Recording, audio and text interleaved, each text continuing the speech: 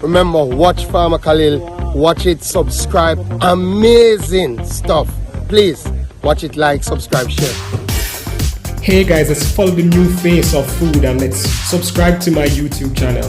This is our last episode with Mrs. Susan Schoenian, and I do hope it entices you to talk about Praedial Larceny, selection and meat quality.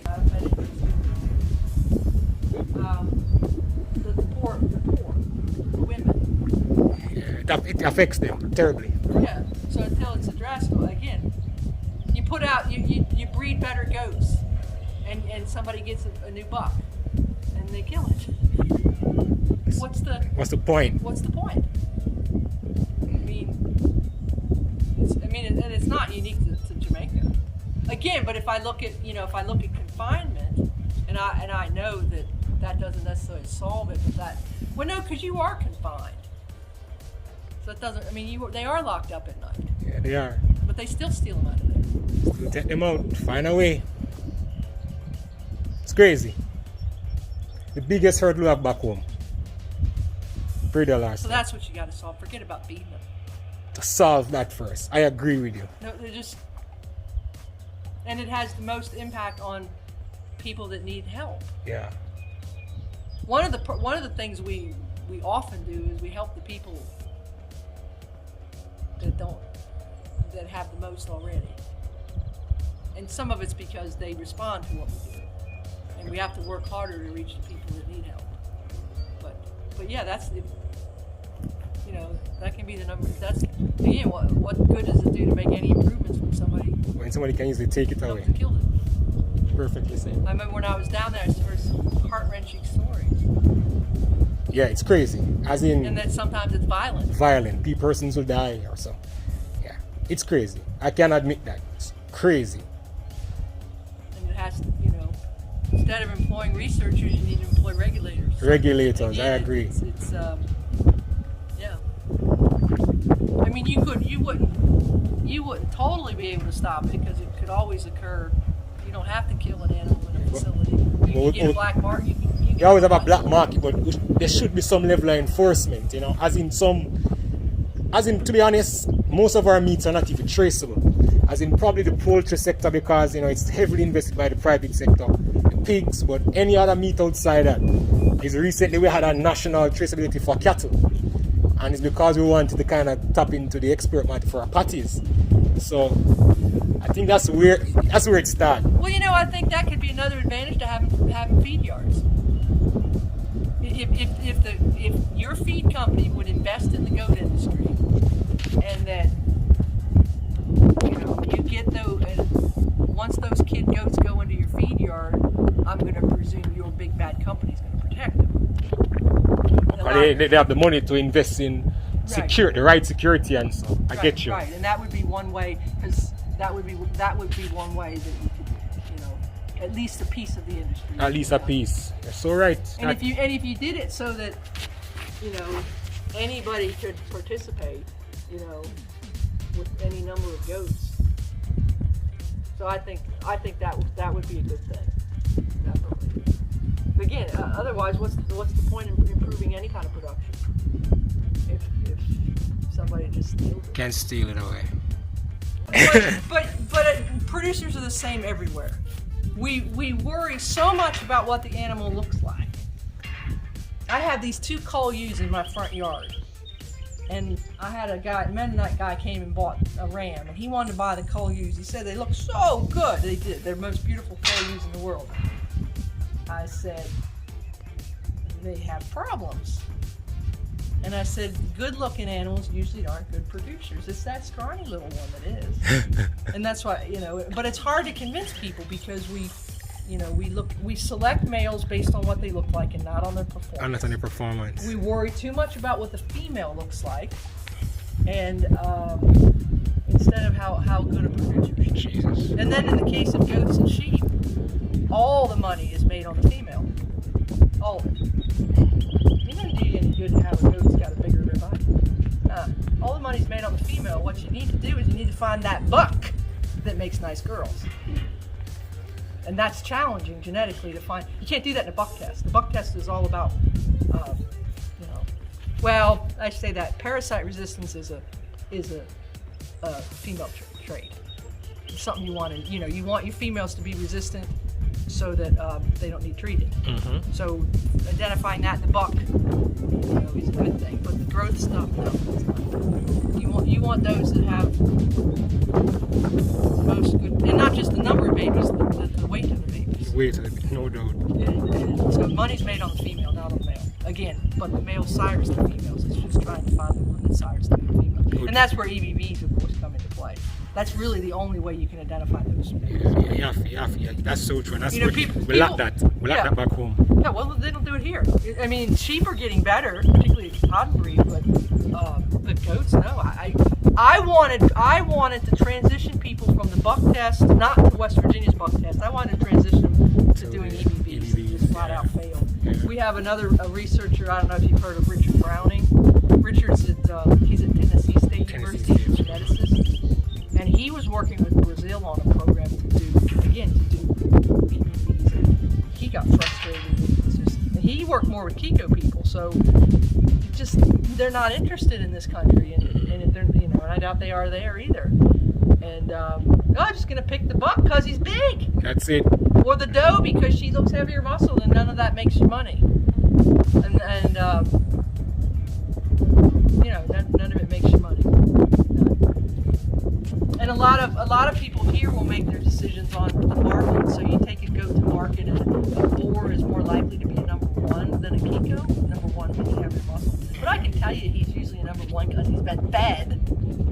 It's feed that makes. In a lot of cases, feed has a lot to do with what the goat looks like.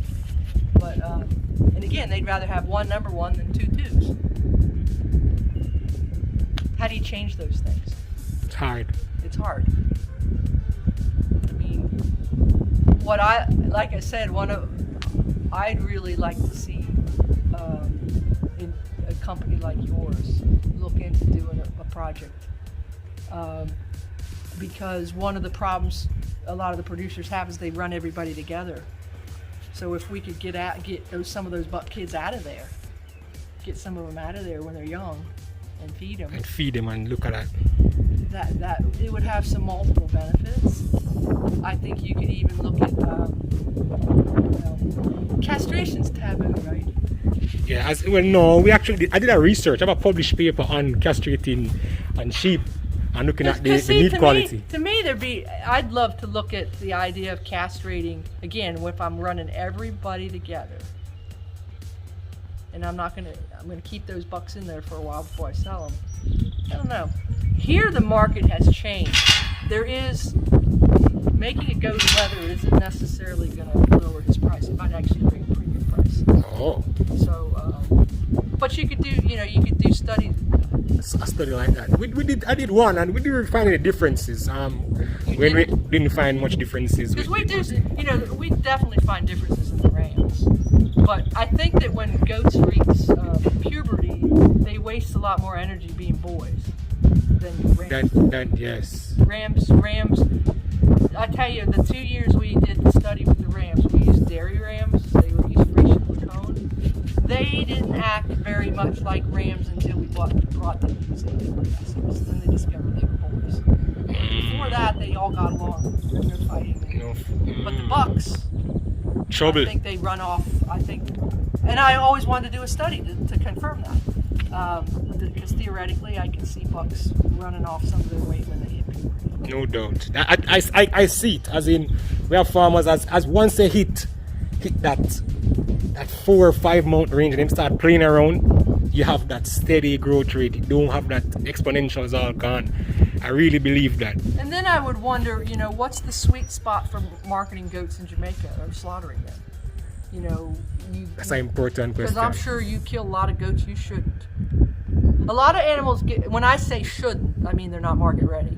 They're like a bag of bones. Yeah, no doubt. They don't have any muscle development. So when we fed the goats over there and pastured them over here, only did they reach their muscle potential over there. Because again, ribeye like this versus ribeye like that.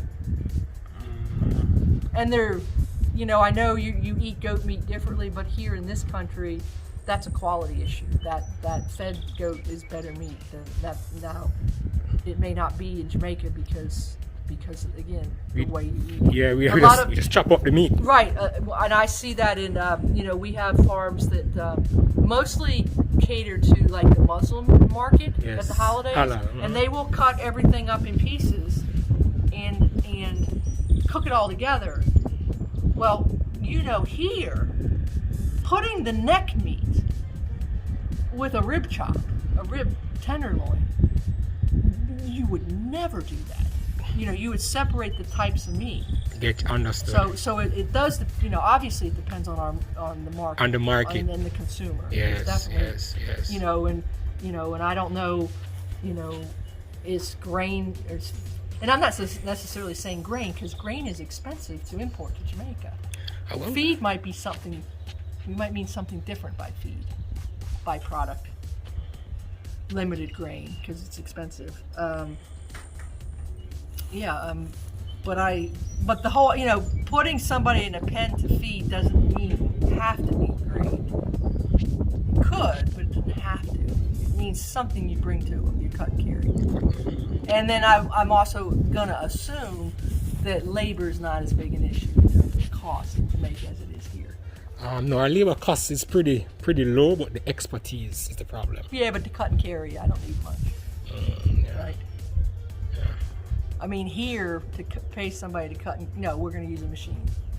Yeah, that's true. In New Zealand, when they had, they have a dairy goat co-op in New Zealand, and they feed, feed basically, I'm going to say a fresh green chop, but it's all machine harvest. All machine harvesting. Because they wouldn't be able to afford the labor. Most of our goat farmers. Yeah, so not there. It's more on the road in the van, cut on the roadside. Well, and that's all fine because the labor, you're not having to pay.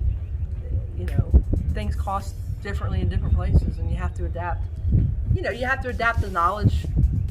What you see here and what you learn here, you have to adapt it. Not everything's going to fit. Yeah, so true. But I've learned things from every country I've ever been in. I mean, it's not like, we know everything. No way. I learned a lot from places. I've got to give a talk, because it's of COVID, it's going to be virtual, but in South Africa, and I'm supposed to talk about doing more with less. Doing more with less. So what are the things that